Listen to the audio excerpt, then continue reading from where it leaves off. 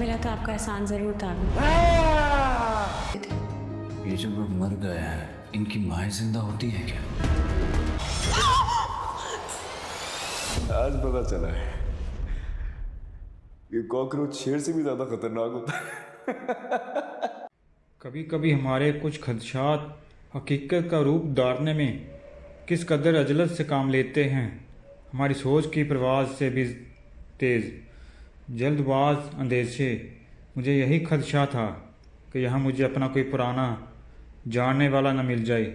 वो ठीक उसी वक्त भीड़ को धकेल कर अंदर आने वाले ने मेरा अंदेशा सच कर दिखाया। आने वाला खानू था। कुछ देर के लिए तो वो मुझे देखकर गुमसुम ही रह गया। खुद मैं भी उसे यहाँ अपने शहर के प्लेटफार्म पर देखकर हैरत ज़दा था। खानू दौड़कर मुझसे लिपट गया और रोने लगा। क्यों जुल्म करते हो हम गरीबों पर साईं? क्यों बार बार मुझे अकेला छोड़ जाते हो? मैंने बड़ी मुश्किल से उसे खुद से अलहदा किया। मगर तुम यहाँ क्या कर रहे हो? आसपास खड़े लोग हैरत से हम दोनों को देख रहे थे। खानू ने हस्बे आदत किसी हवलदार की तरह सबको डांटा, जाओ यहाँ से बाबा। क्या मुस्तफ़ा कुरैशी की कोई फिल्म चल रही है जो तुम सारे यूं मुंह खोलकर खड़े देख रहे हो? जाओ काम करो अपना। शुक्र करो साईं जी इधर आ गया है। अब देखना कैसे तुम सबकी किस्मत बदलती है। चलो अब भागो सारे यहाँ से। धीरे धीरे भीड़ छटने लगी। खानू ने मुझे बताया कि इसके हालात ज़रा बेहतर हुए तो बीवी ने जिद की कि अब इन्हें बच्चों की तालीम के लिए ये छोटा कस्बा छोड़कर किसी बड़े शहर मुंतकिल हो जाना चाहिए। लिहाजा खानू ने कुछ अरसा कबल किसी से सिफारिश करवा के यहाँ के रेलवे स्टेशन पर अपना छोटा सा कैबिन बनवा लिया और अब वो अपने बीवी बच्चों समेत इसी शहर मुंतकिल हो चुका था। जाने मेरी किस्मत के खाली कशकोल में मुकद्दर बार बार वही पुराने सिक्के क्यों डाल देती थी। मुझे खानू के खलूस पर कोई शक नहीं था। वो सीधा साधा बेलौस इंसान मेरे लिए अपनी जान से भी गुजर सकता था, मगर वो मेरा नादान दोस्त था और मुझे शायद किसी दाना दुश्मन की तलाश थी। खानू का खोखा यहाँ भी खूब चलता था और उसने अपनी आदत के मुताबिक यहाँ भी सब पर अपना ख्वा मखवा का रोब जमा रखा था। खाने थोड़ी देर में ही प्लेटफार्म के शेड से परे खुले आसमान तले एक बूढ़े बगदर के दरख्त के नीचे मेरा बसेरा बना दिया। फ़कीर का ठिकाना भी भला क्या ठिकाना होता है। एक फटा पुराना छप्पर जो न धूप रोक सकता है न बारिश। दरख्त के नीचे जहाँ भी पक्की ईंटें और सीमेंट से बने एक गोल चबूतरे ने बगदर की जड़ों को चारों तरफ से घेर रखा था, बिल्कुल मेरे गमों की तरह जो हर लम्हा मेरे गिर्द अपना घेरा डालते रहते। रात को घर जाने से पहले खानू कुछ देर मेरे पास रुका और मेरी खस्ता हाली देखकर घबरा गया। तुम्हें तो शायद बुखार लगता है जोगी साईं। नहीं, मैं ठीक हूँ, बस थकन है बहुत लंबे सफ़र की। तुम जाओ, बीवी बच्चे तुम्हारा इंतज़ार कर रहे होंगे। मुझे अभी बहुत जागना है। इस शहर का आसमान और ये तारे मेरे पुराने दोस्त हैं। बहुत सी बातें करनी हैं इनसे आज रात। ना चाहते हुए भी खानू मजबूरन वहाँ से उठकर चला गया, मगर उसके जाते ही जाने क्यों मुझे ये एहसास आने लगा कि मैं उसे कुछ देर मज़ीद रोक लेता तो अच्छा था। मेरे लिए ये एहसास ही बड़ा जानलेवा था कि मैं अपने ही शहर में तन्हा हूँ। रेत, ईंट और सीमेंट की बनी चंद इमारतों और सड़कों से पर शायद वो भी इसी तारों बड़े आसमान तले जाग रही होगी। शायद अपनी आर्ट गैलरी में कोई मुजस्समा तराश रही हो, या फिर शायद अपनी छत पर अपनी पसंदीदा जर्द फूलों वाली नेवी मलबूस शाल पहने हुए हाथ में कॉफ़ी का मग थामे मेरी तरह सितारों से बातें कर रही होगी। यह आसमान भी तो उसी की शाल की तरह था। मेरी आंखें भीगने लगी तो मुझे अपनी तन्हाई का शिद्दत से एहसास हुआ। कभी कभी ज़िंदगी में ऐसे लम्हात भी आते हैं जब हम खुद अपना सामना करने से ही कतराते हैं। मैं भी सारी रात खुद से भागता रहा। صبح تک میں مزید نڈال ہو چکا تھا۔ صبح ہوتے ہی جب دن کی روایتی بھیڑ اور چہل پہل کا دور شروع ہوا تو حسب معمول سب سے پہلے ضعیف العقید لوگ میرے آس پاس جمع ہونے لگے۔ شاید اس میں میری پرانی شہرت کا بھی ذرا کچھ حصہ رہ گیا ہوگا، کیونکہ ریلوے کے جن اہلکاروں کی ٹرین ڈیوٹی کا روٹ شکل کر رہا تھا وہ مجھے پہلے سے جانتے تھے اور انہوں نے میری نام نہاد کرامت کے بہت قصے سن رکھے تھے۔ اسٹیشن ماسٹر نے آتے جاتے لوگوں کو یوں ٹھٹک کر درخت کے قریب جمع ہوتے دیکھا تو وہ بھی اپنے دفتر سے باہر نکل آیا اور جرک کر پوچھنے لگا، یہ کیا تماشا لگا رکھا ہے؟ کون ہے یہ مجوز؟ اسٹیشن ماسٹر کی بات سن کر ریلوے کے چھوٹے موٹے اہلکار ادھر ادھر بھاگ گئے۔ اسٹیشن ماسٹر نے مجھے غور سے دیکھا۔ کون ہو تم؟ اور کیا تم جانتے نہیں ہو کہ ریلوے کی سرکاری زمین پر کوئی بھی مستقل یا عارضی بسیرا ڈالنا ممنوع ہے؟ میں بے مشکل اپنی جگہ سے کھڑا ہو گیا۔ بسیرے بھی بلا کبھی ممنوع اور غیر ممنوع ہوتے ہیں جناب، شاید مکین ممنوع یا غیر ممنوع ہوتے ہیں۔ میں نے جانے کے لیے قدم بڑھائے مگر بخار کی تھکن اور نقاہت کی وجہ سے مجھے ایک زوردار چکر آیا اور میری آنکھوں کے سامنے اندھیرا چھا گیا۔ اسٹیشن ماسٹر نے جلدی سے آگے بڑھ کر مجھے تھامنے کی کوشش کی۔ ارے رے سنبھل کے بھیا، تمہاری طبیعت تو بہت ناساز لگتی ہے۔ اسٹیشن ماسٹر کی آواز پر تو کلی دورے چلے آئے اور انہوں نے مجھے سہارا دے کر دوبارہ میرے مسکن پر بٹھا دیا۔ میں نے اسٹیشن ماسٹر کو تسلی دی، نہیں میں ٹھیک ہوں، میں خود بھی یہاں سے جانا چاہ رہا تھا، آپ فکر نہ کریں، زیادہ دیر نہیں ٹکوں گا یہاں پر۔ اسٹیشن ماسٹر کے چہرے پر ندامت کے سار تھے۔ نہیں نہیں، ایسی کوئی جلدی بھی نہیں ہے، تم تو جانتے ہو کچھ لوگ اسی طرح چھپر ڈالتے ہیں اور پھر دھیرے دھیرے سرکاری زمین پر پہلے پکا جھونپڑا اور پھر چار دیواری کھڑی کر کے قبضہ کر لیتے ہیں۔ بطور اسٹیشن ماسٹر میرا فرض ہے کہ میں پلیٹ فارم اور اسٹیشن کی حدود میں کسی بھی ناجائز تجاوز کو روکوں، مگر تم اس وقت اس قابل نہیں ہو کہ اپنے بل بوتے پر ایک قدم بھی چل سکو۔ کچھ دن آرام کر لو، طبیعت سنبھل جائے تو چلے جانا۔ میں نے تھک کر آنکھیں موند لی۔ آپ کی مہربانی کا بہت شکریہ، مگر یہ شہر مجھے کاٹنے کو دوڑتا ہے۔ آپ ایک احسان کر دیں مجھ پر، یہاں سے کسی بہت دور دراز جانے والی کسی گاڑی پر سوار کر دیں مجھے۔ اتنے اسٹیشن ماسٹر کے دفتر کا ایک ماتحت وہاں آ پہنچا۔ سپرنٹینڈنٹ آفس سے فون آیا ہے آپ کا صاحب۔ اسٹیشن ماسٹر نے سر ہلایا اور جانے سے پہلے ایک لمحے کے لیے میرے پاس رکا۔ اعجاز نام ہے میرا، فی الحال تم آرام کرو، میں ذرا دفتر کے معاملے نپٹا لوں، تمہارے جانے کا انتظام بھی ہو جائے گا، ذرا صبر سے کام لو۔ اسٹیشن ماسٹر پلٹ گیا۔ اب میں اسے کیا بتاتا کہ مجھے زندگی میں کڑواہٹ کی اس قدر عادت ہو چکی ہے کہ اب میٹھے کی عادت ہی نہیں رہی، پھر چاہے وہ صبر کا پھل ہی کیوں نہ ہو۔ کچھ دیر بعد ایک ریلوے اہلکار بخار کی شربت کی بوتل اور چند گولیاں مجھے تھما گیا۔ یہ دوائیاں اسٹیشن ماسٹر صاحب نے بھیجی ہیں، جلدی سے جو گولیاں اور شربت گٹک لیں۔ ہمارے اعجاز صاحب نے ڈسپینسر کورس بھی کر رکھا ہے، یہاں سب کی چھوٹی چھوٹی بیماریوں کا علاج وہ خود کرتے ہیں۔ شام کو بیٹھک میں خوب ہجوم رہتا ہے ان کی، وہ باطنی نہ جانے کیا کچھ کہتا رہا، تب تک وہاں سے نہیں ٹلا جب تک میں نے دوا کی خوراک نہ لے لی۔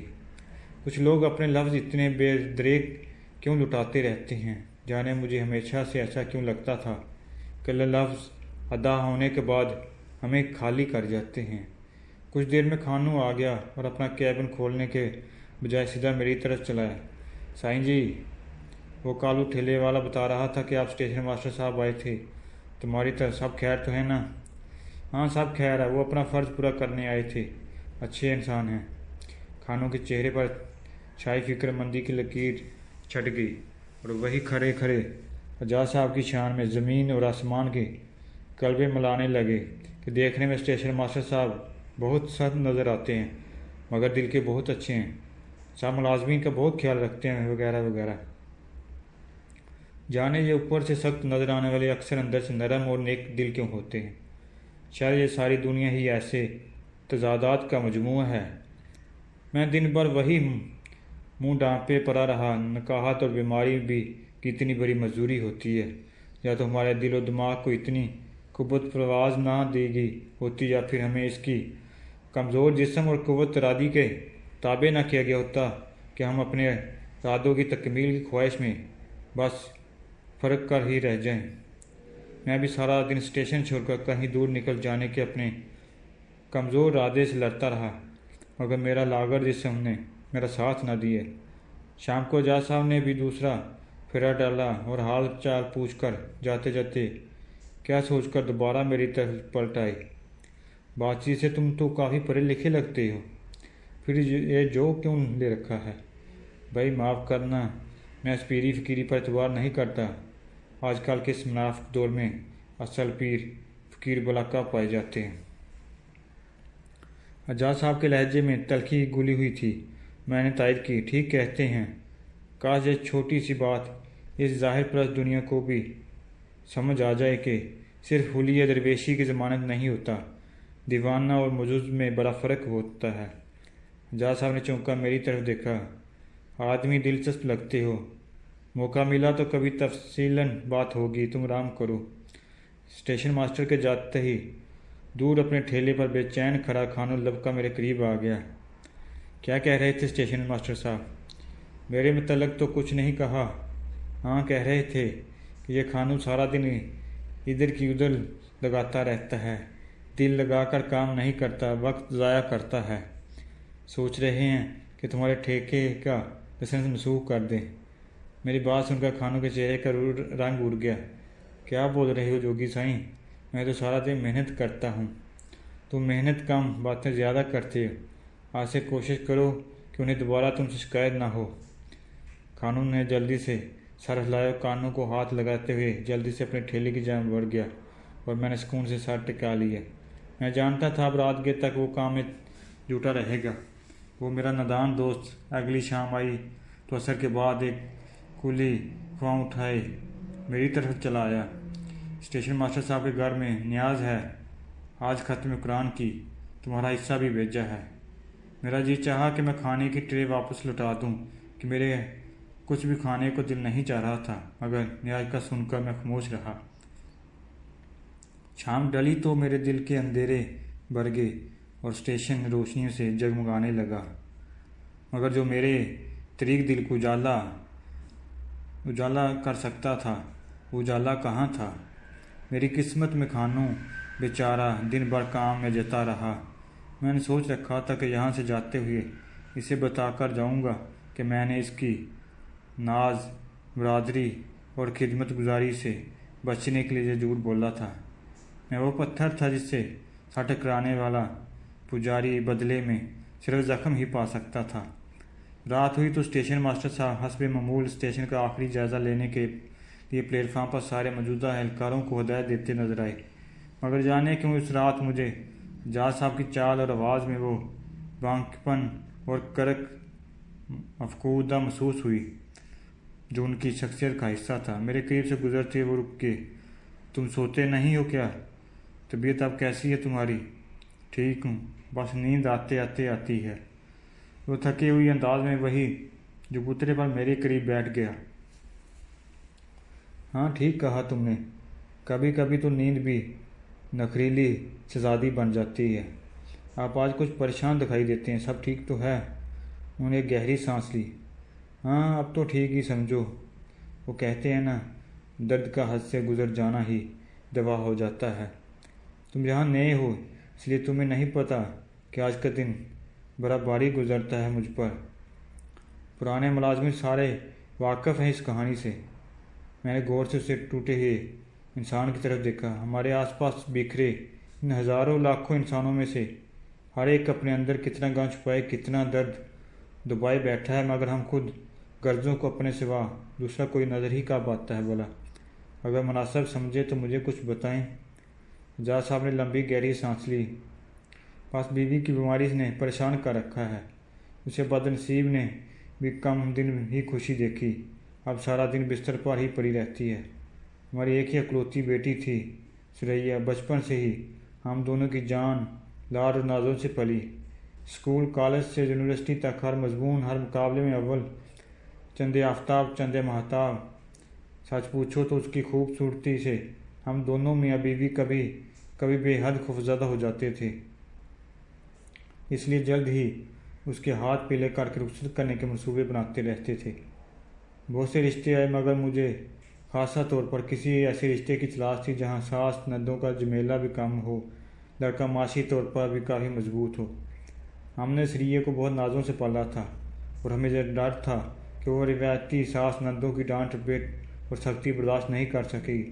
آخرکار رشتہ لانے والی نے ایسے ایک لڑکے کے بارے میں بتایا جو ابھی کچھ عرصہ پہلے ہی بیرون ملک سے کافی کچھ کما کر دوبارہ اپنے ملک منتقل ہوا تھا، اکیلا رہتا تھا اور یہاں رشتے کا بھی خواہشمند تھا۔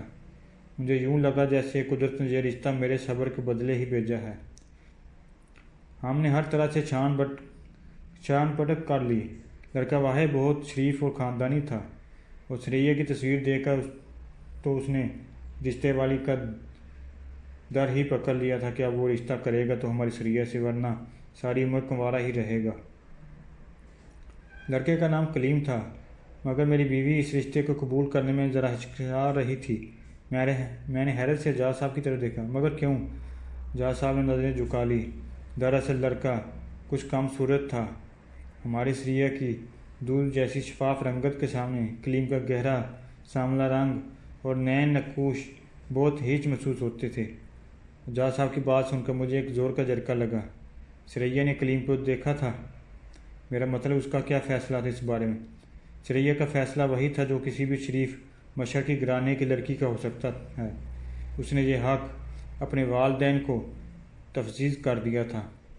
بالآخر ہر پہلو پر غور کرنے کے بعد قرعہ کلیم کے نام ہی کھلا اور ہماری لاڈلی ہماری دعاؤں و آرزوؤں کے اثار میں کلیم کے ساتھ رخصت ہوگی۔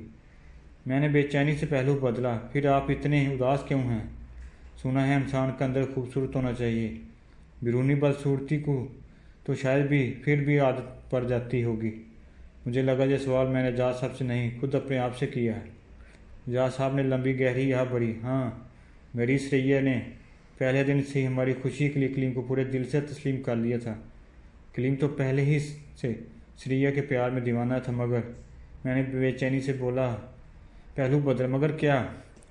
مگر یہ دنیا والے بلا کب کسی کو پھلتا پھولتا اور خوش دیکھ سکتے ہیں؟ کلیم اور سریہ جس محفل میں بھی جاتے اور جہاں سے بھی گزرتے ان کی جوڑی کو دیکھ کر لوگ معنی خیز اشارے کرتے، طنزیہ مسکراہٹوں کے تبادلے ہوتے، پہلو حور میں لنگور جیسے فقرے کسے جاتے۔ تانگا کلیم نے سریہ کو کہیں لے جانا ہی چھوڑ دیا مگر لوگوں کی زبان کا کون روک سکتا تھا؟ کلیم اپنی محرومیت کا غصہ سریہ پر اتارنے لگا۔ اس کے کان میں کسی نے یہ بات ڈال دی تھی کہ ضرور سریہ کے کردار میں کوئی کھوٹ یا کمی ہوگی، ورنہ اس جیسی پری چہرہ لڑکی کلیم جیسے کم صورت کو قبول کیوں کرتی؟ کلیم کا جنون بڑھتا ہی گیا اور سریہ کی خوبصورتی نے اسے نفسیاتی مریض بنا کر رکھ دیا۔ اسے گلی محلے حتیٰ کہ شہر کا ہر بندہ اس کا مذاق اڑاتا محسوس ہونے لگا۔ سریہ کی زندگی جرن ہو کر رہ گئی۔ مجھ سے اور سریہ کی ماں سے ایک بڑی غلطی ہو گئی تھی۔ رشتہ ہمارے جور والوں میں کرنا چاہیے، پھر چاہے یہ جورا معاشی حالت کا ہو یا صورت کا۔ بے جور رشتے کبھی زیادہ دیر چل نہیں پاتے۔ کلیم سریہ پر شک کرنے لگا، ذرا سی بات پر اسے دن کا رکھ دیتا۔ اور پھر ایک دن سریہ اس حالت میں گھر واپس آئی کہ اس کا چہرہ اور بدن نیل تھا اور پھر اعجاز صاحب کی قوت گواہی جواب دینے لگی۔ میں نے بے تابی سے پوچھا، پھر کیا ہوا؟ پھر تیسری روز کلیم نے سریہ کو طلاق بھجوا دی۔ میری آواز حلق میں اٹک سی گئی۔ طلاق؟ ہاں طلاق۔ 3 سال پہلے ہماری سریہ گھر واپس آ گئی تھی۔ بہت صابر شکر تھی میری بیٹی، کبھی کسی سے کوئی شکوہ نہیں کیا۔ اس کی ماں نفسیاتی دباؤ اور شوگر سمیت کئی بیماریوں کا شکار ہوتی گئی مگر سریہ سہتی رہی اور پھر ایک دن چپ چاپ آنکھیں موند کر ہمیشہ کے لیے ہمیں چھوڑ گئی۔ ہاں، آج اس کی دوسری برسی ہے۔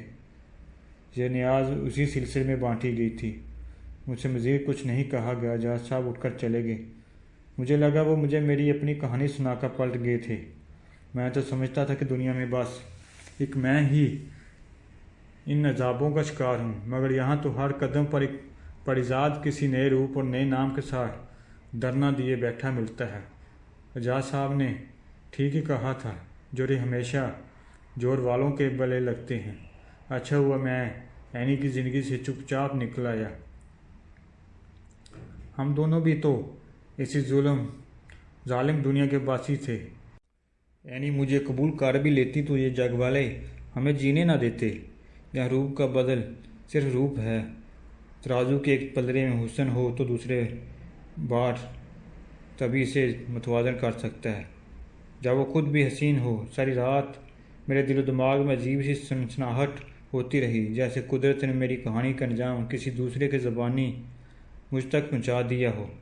جانے کا میری آنکھ لگ گئی اور پھر کھانوں کی ہلکی ہلکی آواز نے مجھے دوبارہ جگا دیا۔ صبح ہو چکی تھی۔ کھانوں مجھے بتا رہا تھا کہ سائیں یہ بی بی کب سے آپ کے جاگنے کا انتظار کر رہی ہے۔ کہتی ہے سائیں کا بڑا نام سنا ہے، دعا لینے آئی ہوں۔ میں نے چونک کر سامنے بیٹھی لڑکی کو دیکھا اور ایک لمحے میں ہی میرے لیے آسمان زمین پر ڈاگے اور زمین فلک سے جا ملی۔ میرے سامنے عینی بیٹھی ہوئی تھی، ہاں میری مجسمہ ساز، وہی کرتل عین، مگر اس کی آنکھوں پر یہ سیاہ چشمے کیوں لگا ہوا تھا ابھی تک؟ میں نے کھانوں کو اشارہ کیا کہ وہ لڑکی سے کہے چشمہ اتار دے، مگر کھانوں جا چکا تھا۔ میں نے دھیرے سے بڑی آواز میں کہا، بی بی اپنے چہرے سے اندھیرے کا یہ پردہ ہٹا دو تاکہ میں تمہاری آنکھوں میں جھانک کر تمہاری روح کے زخم دیکھ سکوں۔ مگر وہ رو پڑی، نہیں سائیں جی، میری آنکھیں بے نور ہے، آپ ان میں جھانک کر بھی صرف اندھیرا ہی دیکھیں گے۔ میں زور سے چلا اٹھا، کیوں؟ تمہاری آنکھیں اب تک بے نور کیوں ہیں؟ اگر دعا ہی کروانی ہے تو اپنی بینائی کی دعا کرو۔ عینی نظریں چرا گئی، نہیں سائیں، جس کو دیکھنے کے لیے مجھے بصارت چاہیے تھی وہ مجھے چھوڑ کر چلا گیا، اب میں بینائی کا کیا کروں گی؟ میں اس کی بات سن کر سسک اٹھا، وہ بھی روتی رہی اور پھر اچانک میرے کانوں میں کھانوں کی آواز گونجی، سائیں جی کیا ہوا؟ سب خیر تو ہے نا؟ تم رو کیوں رہے ہو؟ کیا کوئی پرانا سپنا دیکھا؟ میں نے ایک جھٹکے سے آنکھیں کھول دی۔ کانوں مجھ پر جھکا ہوا میرے گالوں سے میرے آنسو پونچھ رہا تھا، گویا میں واقعی خواب دیکھ رہا تھا۔ بڑی مشکل سے میں نے کھانوں کو سمجھا بجھا کر کام پر بھیجا، مگر خود میرا چین و سکون مزید برباد ہو گیا۔ کچھ خواب ہمیں کس قدر بے سکون کر جاتے ہیں۔ سینے کے پنجرے میں بند ایک دل ایک دم ہی ہر دیوار ہر رکاوٹ توڑ کر باہر نکلنے کو بےتاب ہو گیا۔ مجھے لگا جیسے وہ خواب ادھورے رہ گئے، شاید عینی کی آنکھیں واپس مل چکی ہوں، مگر میری آواز پہچان کر اور میرے چہرے کو دیکھ کر اس نے مجھے نہ پہچاننے کے لیے یہ ساری کہانی گڑھی ہو۔ مجھے کھانوں پر شدید غصہ آنے لگا، جس نے درمیان میں میری نیند توڑ کر مجھے خواب کے آخری حصہ اور انجام جاننے سے روک دیا۔ سکینہ نے کہا تھا کہ محبت میں ایک وقت ایسا آتا ہے جب ہمارے خواب سچے ہونے لگتے ہیں۔ قدرت نے ایک ہی رات میں مجھے 2 اشارے دیے تھے، پہلا سریہ اور کلیم کی کہانی سن کر اور دوسرا یہ ادھورا خواب دکھا کر۔ یقیناً قدرت مجھے یہ جتانا چاہ رہی تھی کہ عینی اگر بینائی ملنے کے بعد بھی مجھے دیکھ لیتی تو ضرور وہ رو کر خدا سے یہی شکوہ کرتی کہ اس چہرے کو دیکھنے سے تو بہتر تھا کہ اسے دوبارہ بصارت ہی نہ ملتی، وہ اندھی ہی رہتی تو اچھا تھا۔ میرے اندر چلتے جکر تیز ہونے لگے، جیسے واقعی عینی نے مجھے دیکھ لیا ہو۔ میری حالت شام تک اتنی بگڑ گئی کہ مجھے سانس بھی اٹک کر آنے لگی۔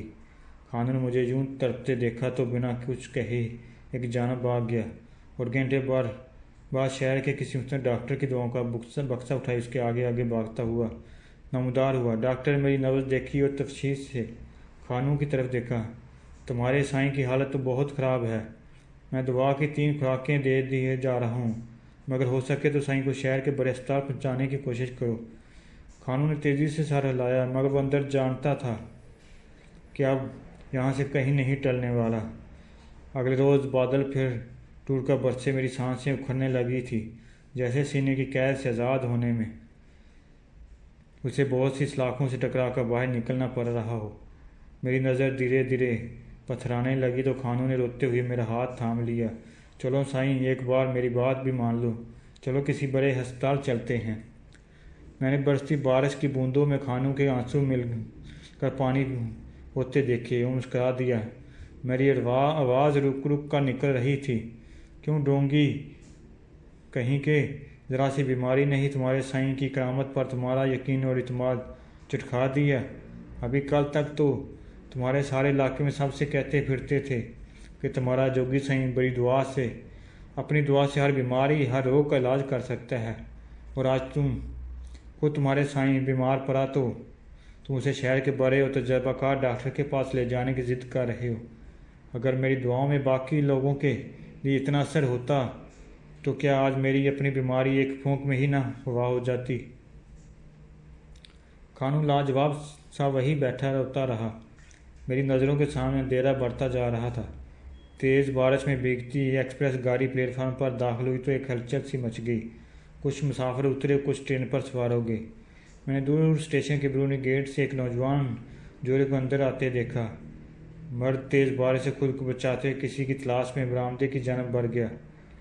میری لمبی جتاداری بالوں کی لٹیں بھیگ کر میرے چہرے کے گرد پھیل چکی تھی۔ میرے سر جھکائے یوں مرکبے میں پڑا ہوا تھا جیسے اپنی آخری سانس نکلنے کا خود انتظار کر رہا ہوں۔ اچانک میرے قریب ہی سیاہ لباس میں کسی نازک سے سرپائی کا حلیہ ابھرا ہوا میرے قریب بیٹھ گئی۔ خانوں نے اسے دبے لفظوں میں میری بیماری اور بگڑتی حالت کے بارے میں بتایا، مگر وہ برستی بارش میں یوں ہی در نہ دیے بیٹھی رہی۔ خانوں کو مجبوراً وہاں سے اٹھ کر جانا پڑا تاکہ وہ تنہائی میں مجھ سے اپنی منت بیان کر سکے۔ نکاہت اور غنودگی سے میری آنکھیں بند ہو جاتی تھیں، مگر جان یوں اٹکی ہوئی تھی جیسے ضد پر اڑی ہو۔ اور پھر وہ ہلکا سا کھٹکار کر بولی تو اس کی مترنم آواز نے میرے وجود میں چھپی سبھی خفیہ گھنٹیوں کو جھنجھوڑ کر رکھ دیا۔ مجھے یوں لگا جیسے میرے ارد گرد زلزلہ آ گیا ہو۔ میں اس میٹھی آواز کو کیسے بھول سکتا تھا؟ ہاں، یہ اسی کی آواز تھی جس کی سانسوں کی آہٹ بھی میں سن سکتا تھا۔ میرا خواب سچ ہونے کا وقت آ گیا۔ مجھے پتہ ہے کہ اب اپنے ارد گرد خواتین کی موجودگی پسند نہیں کرتے، اور نہ ہی کسی عورت سے ہم کلام ہونا آپ کو اچھا لگتا ہے، مگر میں آج بڑی امید لے کر آپ کے پاس آئی ہوں۔ کئی سال سے بھٹک رہی ہوں در بدر، میرا کوئی اپنا کھو گیا ہے۔ آپ کی دعا کا بڑا چرچا سنا ہے۔ میں آپ سے التجا کرتی ہوں، میرے لیے بھی دعا کریں۔ میری آنکھوں سے آنسو ٹپک پڑے۔ میری دعا میرے سامنے بیٹھی مجھے دعا کرنے کا کہہ رہی تھی۔ وہ بے چینی اور پریشانی میں اپنی خوبصورت انگلیوں کو حسب عادتاً بار بار آپس میں جوڑ کر کھول رہی تھی۔ یہ وہی ہاتھ تھے جنہوں نے کبھی میرا چہرہ چھو کر ایک مجسمہ تراشا تھا۔ میری جھکی نظر نے اس کے ہاتھ میں پہنی انگوٹھی دیکھی۔ میں خاموش رہا۔ وہ مجھے پہچان نہیں پائی تھی۔ پہچانتی بھی کیسے؟ اس نے آج تک مجھے دیکھا ہی کب تھا؟ میری سانس اکھڑنے لگی۔ مجھ میں اس کے چہرے کو نظر بھر کر دیکھنے کی ہمت نہیں تھی۔ میری رکتی سانسوں کی آواز سن کر وہ گھبرا کر میرے اور قریب آ گئی۔ آپ ٹھیک تو ہیں؟ دفتن میری نظر اس کی آنکھوں پر لگے کالے چشمے پر پڑی تو میرے اندر بھی ایک وقت کئی جکڑ چلنے لگے۔ حسب توقع ایک چشمہ اس کی خوبصورت سرمئی آنکھوں کا پہرہ دار بنا بیٹھا تھا۔ کہیں خدا نخواستہ ان کی آنکھوں کا آپریشن واقعی ناکام تو نہیں ہو گیا تھا؟ تیز بارش اس کا نازک وجود بھگو رہی تھی۔ میرا جی چاہا کہ میں نے اس کے سامنے کھڑا ہو کر اس کے وجود کے لیے چھتری بن جاؤں، مگر میں تو خود کسی کمزور پتے کی طرح لرز رہا تھا۔ وہ کچھ دیر یوں ہی دو زانوں بیٹھی بھیگتی رہی اور پھر واپس جانے کے لیے اٹھ کھڑی ہوئی۔ میرا دل کسی نے مٹھی میں لے کر مسل دی ہو جیسے۔ اسے آواز دے کر روک لینے کی خواہش کو میں نے نہ جانے کس طرح روکا۔ بس زبان دانتوں تلے دبا لی۔ مڑتے ہوئے اچانک پانی میں اس کا پاؤں پھسلا اور وہ ڈگمگائی۔ میں تڑپ کر اسے گرنے سے روکنے کی کوشش کے طور پر آگے بڑھا۔ اس کے ہاتھ کسی سہارے کی تلاش میں فضا میں لہرائے اور میرے چہرے کو چھو گئے۔ میں گھبرا کر پیچھے ہٹا۔ وہ کچھ لمحوں کے لیے حیرت اور صدمے سے شدید رہ گئی، اور پھر اس نے بے تابی سے دوبارہ میرے چہرے پر اپنی انگلی پھیری اور زور سے چلائی۔ پریزاد، یہ آپ ہی ہیں نا؟ آپ چپ کیوں ہیں؟ بولتے کیوں نہیں؟ میں اپنا چہرہ ہاتھوں میں سپاہی وہاں سے اٹھ کر چند قدم بھاگا، لیکن مجھ میں بھاگنے کی ہمت اور طاقت ہوتی تو پھر رونا ہی کس بات کا تھا۔ میں لڑکھڑا کر یوں گرا کہ کوئی کسی کی نظر سے گرتا ہے، مگر مجھے دنیا کی نظر سے گرنے کی پرواہ ہی کب تھی۔ مجھے تو بس اس ایک نگاہ سے بچنا تھا کہ جس میں کبھی میرا ایک مقام تھا۔ مجھے زمانے کی ہر فنا قبول تھی، مگر اس کی نظر میں نفرت یا رحم اور ہمدردی کی جھلک میرے لیے دنیا کی ہر موت سے کہیں بڑھ کر قضا تھی۔ میں نے خود کو پوری طرح سمیٹ کر چھپا لیا۔ اچانک میرے کانوں میں ایک مردانہ آواز گونجی، کہاں تک بھاگیں گے اور کب تک خود کو چھپائیں گے پریزاد صاحب؟ میں آپ کو اتنا کمزور نہیں سمجھتا تھا۔ ڈاکٹر عدنان میرے سامنے ہاتھ باندھے کھڑا تھا۔ آس پاس چلتے لوگوں کی بھیڑ جمع ہونے لگی۔ اینی وہی دور بیٹھی رو رہی تھی۔ میں نے عدنان سے منت کی، مجھے جانے دو عدنان۔ اس کی جس ایک نظر سے بچنے کے لیے میں نے ساری دنیا تیاگ دی، وہ نظر میرا پیچھا کرتے کرتے جہاں تک پہنچی ہے۔ میں بہت نڈال اور بڑا گائل ہوں۔ عدنان مجھے اور زخمی نہ کرو، میرا دم میرے اس آخری برم کے ساتھ نکل جانے دو۔ عدنان کی آواز لرز رہی تھی۔ اس ایک نظر کا اتنا ہی خوف تھا تو پھر آپ نے اینی سے محبت کیوں کی تھی؟ نہیں، یہ جھوٹ ہے، میں نے محبت نہیں کی۔ عدنان نے میرے لرزتے ہاتھ تھام لیے۔ محبت نہیں کی تو پھر یہ تیاگ کیسا؟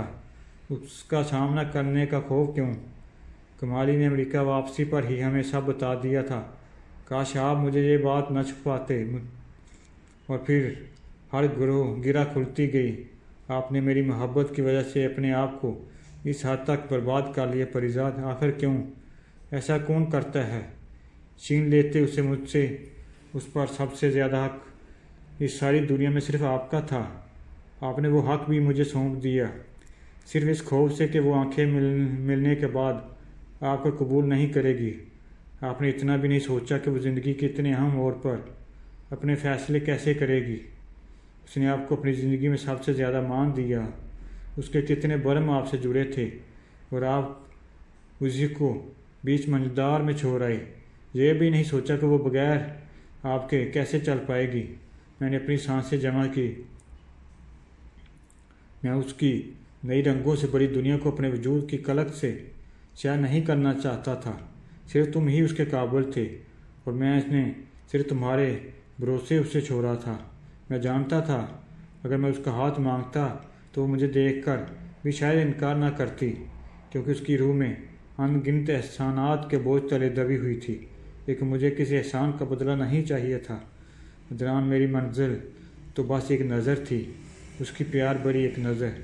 عدنان نے حتمی لہجے میں کہا، ٹھیک ہے، اگر آپ کو نظر کی پہچان کا اتنا ہی دعویٰ ہے تو آج بھی یہ برم بھی آزما لیتے ہیں۔ وہ آ رہی ہے، دیکھتے ہیں آپ کو دیکھ کر اس کی نظر کیا کہتی ہے۔ آج آپ کے مقدر کی وہ نظر خود فیصلہ کرے گی۔ جب آپ حسب وعدہ آپریشن سے پہلے نیو یارک نہیں پہنچے تو اینی نے اپنی آنکھوں کے آپریشن سے انکار کر دیا تھا۔ وہ جان گئی تھی کہ آپ کیوں نہیں آئے۔ میں نے آپ کی قسم دے کر اس کا آپریشن تو کروا دیا، مگر بینائی ملنے کے بعد بھی اس نے اپنی آنکھوں پر آج تک وہ سیاہ چشمہ لگا رکھا ہے۔ میں چلا اٹھا، مگر کیوں؟ تم نے تو اس کا ساتھ نبھانے کا وعدہ کیا تھا مجھ سے۔ تبھی اینی کی آواز میرے قریب سے ابھری، وعدے تو آپ نے بھی بہت کیے تھے دوستی نبھانے کے پریزاد۔ آپ یہ کیسے بھول گئے کہ میرا آپ سے روح کا رشتہ تھا، اور جب روح کے رشتے جڑ جائیں چہرہ بے معنی ہو جاتے ہیں۔ آپ کو مجھ پر اتنا بھروسہ بھی نہیں تھا، بس اتنا ہی جانتے تھے آپ مجھے۔ خانوں نے صورتحال کی سنگینی کو محسوس کرتے لوگوں کو پرے دھکیل دیا۔ میں وہی زمین پر پڑا، بارش میں بھیگ رہا تھا۔ اینی نے وہی زمین پر دوزانوں بیٹھ کر میری سر پر اپنی گود میں رکھ لیا۔ میری جلتی روح کسی ٹھنڈے پانی کی آبشار تلے آ گئی۔ اس نے میرے چہرے کو اپنے ہاتھوں سے چھوا تو مجھے یوں لگا جیسے میرا غم ہر سیاہی دھلتی چلی گئی۔ میں اس کے چھوتے ہی کتنا خوبصورت ہو گیا تھا، پریزاد بن گیا تھا۔ اینی نے اپنی آنکھوں سے سیاہ چشمہ اتار لیا۔ میرے نصیب کی نظر میری نظر سے ٹکرائی۔ کسی بھی طنز، حقارت، تمسخر یا نفرت سے میرا مغبر ایک پیار بھری نظر، میرے مقدر کی نظر۔ وہ میرا سر گود میں لیے بیٹھی روتی رہی، اور برستی بارش کی بوندیں اس کے پاس پاک و معطر آنسوؤں کو خراج تحسین پیش کرنے کے لیے خود ان آنسوؤں میں مل کر خود کو پاک کرتی رہی۔ میں بھی کتنا بد نصیب ہوں، آپ نے سب سے چھپا کر جس محبت کو اپنے من میں دبائے رکھا، اس کی خبر میرے سوا باقی سب کو تھی۔ صرف ایک بار مجھ سے کہہ کر تو دیکھتے، تب میں آپ کو بتاتی کہ آپ میرے لیے کیا ہیں۔ اتنا کمزور سمجھ رکھا تھا اپنے قرۃ کو۔ دور کھڑے قضا کے فرشتے نے مجھے اشارہ کیا، انشا جی اٹھو، اب کوچ کرو۔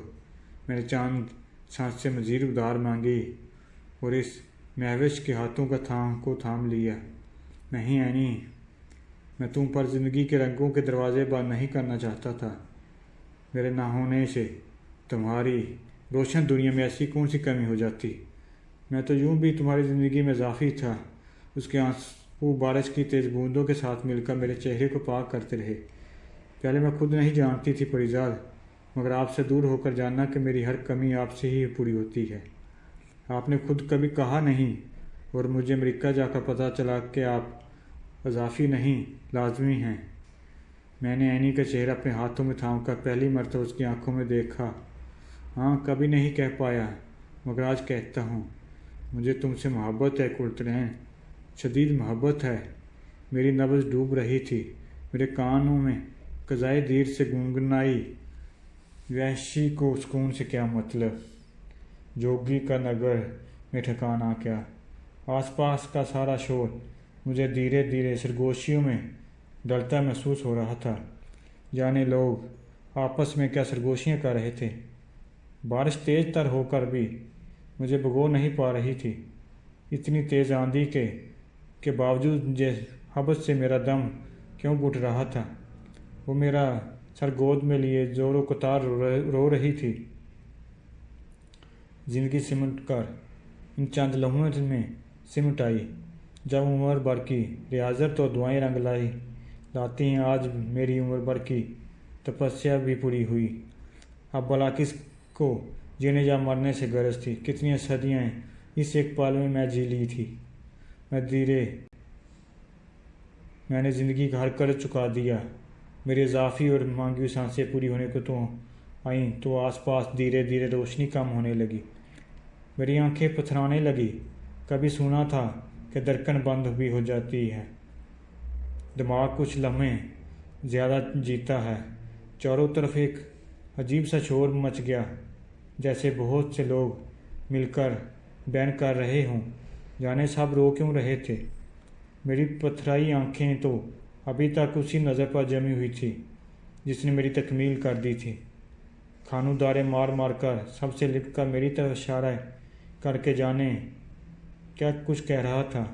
عدنان کی آنکھیں بھی برس رہی تھی، اس نے اینی کو تھام رکھا تھا۔ ہاں، اب وہی تو اس کا سہارا تھا۔ کسی نے آگے بڑھ کر میرے جسم پر سفید چادر ڈال دی، میرا چہرہ واضح رہا۔ مجھے اپنے قدموں کی جانب سے خون کی گردش رک کر سارے جسم میں جامد ہوتی محسوس ہوئی اور میرے ذہن کے اندر بھرنے لگے۔ پھر کسی نے آگے بڑھ کر میری آنکھوں پر ہاتھ رکھ کر زور سے کہا، انا للہ و انا الیہ راجعون، اور میرے پھپھوٹے بند کر دیے اور میرا دماغ ہمیشہ کے لیے اندھیروں میں ڈوب گیا۔ ہمیشہ دیر کر دیتا ہوں میں، ہمیشہ دیر کر دیتا ہوں میں۔ ضروری بات کہنی ہو، کوئی وعدہ نبھانا ہو، اسے آواز دینی ہو، اسے واپس بلانا ہو،